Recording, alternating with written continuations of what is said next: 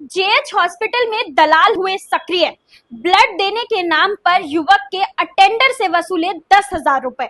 आपको बता दें कि जेएच हॉस्पिटल से लगातार दलाली की खबरें सामने आती रहती हैं और आज एक और बड़ा मामला सामने आया है, जहां रोहित नामक युवक, जो कि खुद को सहारा हॉस्पिटल का कर्मचारी बता रहा था, उसने युवक के अटेंडर से 10,000 रुपए जो है वो वसूले हैं, जिसमें 5,000 रुपए कैश थे और 5,000 रुपए अकाउंट में उसने लिए थे। जिसके बाद उसने कहा था कि मैं आपको ब्लड का इंतजाम जो है वो करवा के दे दूंगा, लेकिन ना तो ब्लड का इंतजाम करा के दिया, बल्कि उस युवक से जब बात की गई तो उसने बोला है ना तो मैं पैसे वापस दूंगा और ना ही ब्लड का कोई इंतजाम करूंगा।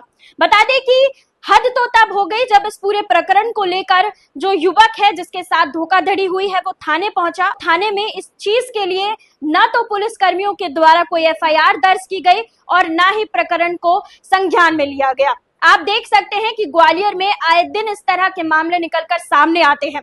आपको बता दें कि इससे पहले भी जेएच हॉस्पिटल में कई ऐसे धोखाधड़ी के प्रकरण सामने आए हैं। हॉस्पिटल प्रशासन को इसके लिए अवगत करा दिया गया, लेकिन फिर भी हॉस्पिटल प्रशासन मौन बैठा हुआ है। इसी तरह की दलाली हॉस्पिटल में आए दिन देखने के लिए मिल रही है, वीडियो सामने आ रही हैं, लेकिन किसी तरह का कोई एक्शन लेते हुए प्रशासन नजर नहीं आ रहा है। इस प्रकरण के बाद जो फरियादी हैं वो अपनी शिकायत लेकर कंपू थाने पहुंचे, लेकिन कंपू थाने में इस मैटर पर ना तो एफआईआर लिखी गई, ना पुलिस ने इस मैटर को संज्ञान में लिया, जैसे कि ये कोई बड़ी बात थी ही नहीं। आप उनके जुबानी सुनिए किस तरीके से जो दोनों युवक है वो बताते हुए नजर आ रहे हैं कि 10,000 रुपए ब्लड देने के नाम पर, ब्लड के इंतजाम के नाम पर उनसे वसूले गए, लेकिन उनके द्वारा कोई भी कार्रवाई इसके लिए नहीं की गई। चूंकि क्या है, पेशेंट मेरे यहाँ चौकीदार की नौकरी करता है जी इसका जीजा लगता है जी। इन्होंने शाम को मेरे को कॉल किया कि हमने किसी ने हमको ब्लड के नाम पे 10,000 रुपये ले गया और ना ही ब्लड दिया और ना ही कॉल उठा रहा मेरा।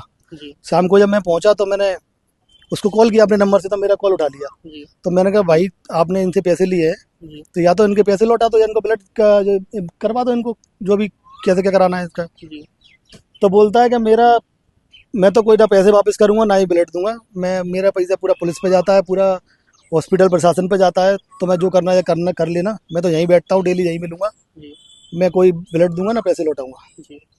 सर ये मेरे नंबर से, खुद से मैंने अपने नंबर से बात आपने की अपने उससे। नंबर से बात की जी उससे। सर इसकी शिकायत थाने में कर दी गई है। मैं थाने आया हूँ, अभी बात की है मैंने, टीआई साहब जी के भी संज्ञान में डाल दिया है, रात जी। को भी डाल दिया था। तो अभी टीआई साहब 5 बजे तक आएंगे, जब उसके बाद क्या कार्रवाई होती है देखते हैं आगे। मैं ब्लड बैंक नीचे गया हूँ मैं, जी तो मैंने पर्चा दिखाया उनने, जी उसने बोला कि आपको क्या ज़रूरत है। मैंने बोला ब्लड की मुझे ज़रूरत है, जी तो बोल रहा है आप मुझे 1,000 कैश दो, मैं आपकी ब्लड की ज़रूरत हो तो इसलिए ऑनलाइन कर देना। मैंने ठीक है। अब उधर गया तो बोले ब्लड बैंक पहुँचो आप, तो मैंने वहाँ पर 4,000 कैश दिए, 5,000 ऑनलाइन किया। बोले आप आपकी वहाँ हॉस्पिटल पहुँचो, आपको वहीं दे देंगे, ब्लड की ज़रूरत है। मैंने ठीक है। अब वहाँ से मैंने कॉल लगाया, कॉल भी नहीं उठाया। फिर मैंने आपको भैया को बुलाया, तो उनने 6 बजे कॉल किया, बोले आपको ब्लेड की ज़रूरत थी, तो ब्लेड कहाँ है।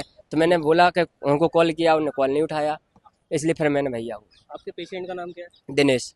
क्या कारण था, मतलब क्यों जरूरत पड़ी उनको ब्लड की। वहाँ के यहाँ से ऑपरेशन हुआ है इसलिए। जी। हाँ, इसलिए ज़रूरत है मुझे, बहुत जो ज़रूरत। दलाल था उन्होंने अपना क्या नाम बताया। रोहित। तो मतलब नाम बताने पर तो उन्होंने आपसे पैसे मांगे, उसके बाद आपने दोबारा उनके बाद कॉल करने का प्रयास किया। हाँ, जब मैंने किया है ना तो कॉल नहीं उठाया। कॉल नहीं उठाया नहीं। उन्होंने। तो मतलब कॉल नहीं उठाया, आपको दोबारा वो दिखे भी नहीं। नहीं दिखे। ओके। अच्छा, जेएच के प्रबंधन के बारे में उन्होंने कुछ बताया। नहीं।